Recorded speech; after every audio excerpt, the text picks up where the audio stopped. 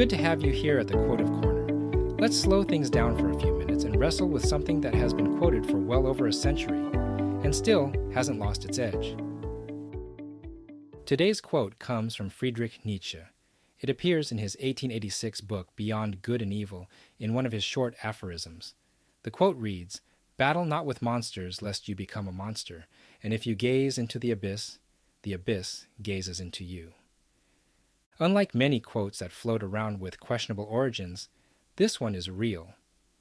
Nietzsche actually wrote it, and like much of his work, it's compact, poetic, and slightly unsettling. To understand it, it helps to remember who Nietzsche was. He was a 19th century German philosopher who challenged conventional morality, religion, and cultural norms. He wasn't interested in comfortable ideas.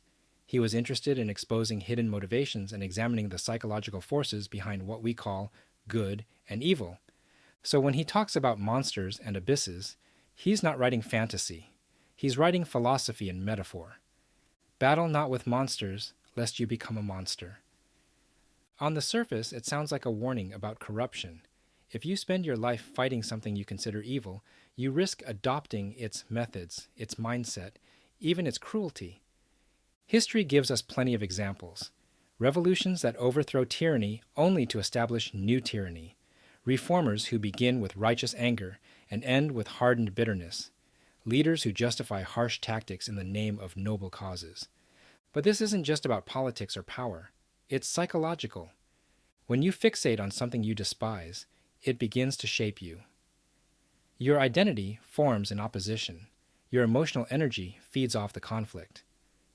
Over time, you may start mirroring the very traits you once condemned. Nietzsche understood that human beings are not immune to the influence of what they resist. Now the second half. If you gaze into the abyss gazes into you. The abyss is a powerful image. It suggests emptiness, darkness, chaos, moral uncertainty. When you stare long enough into something destructive or nihilistic, it doesn't remain external. It starts affecting your internal landscape. Think about this in modern terms.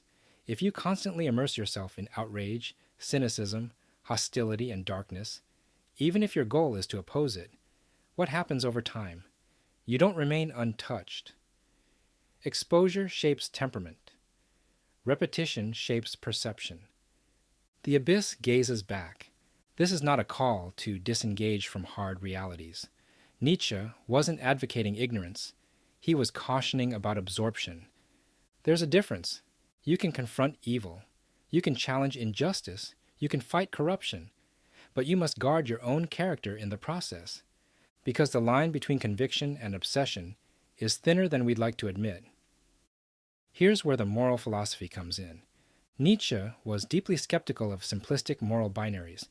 He believed that labeling oneself as purely good while casting others as purely evil was often a sign of shallow thinking.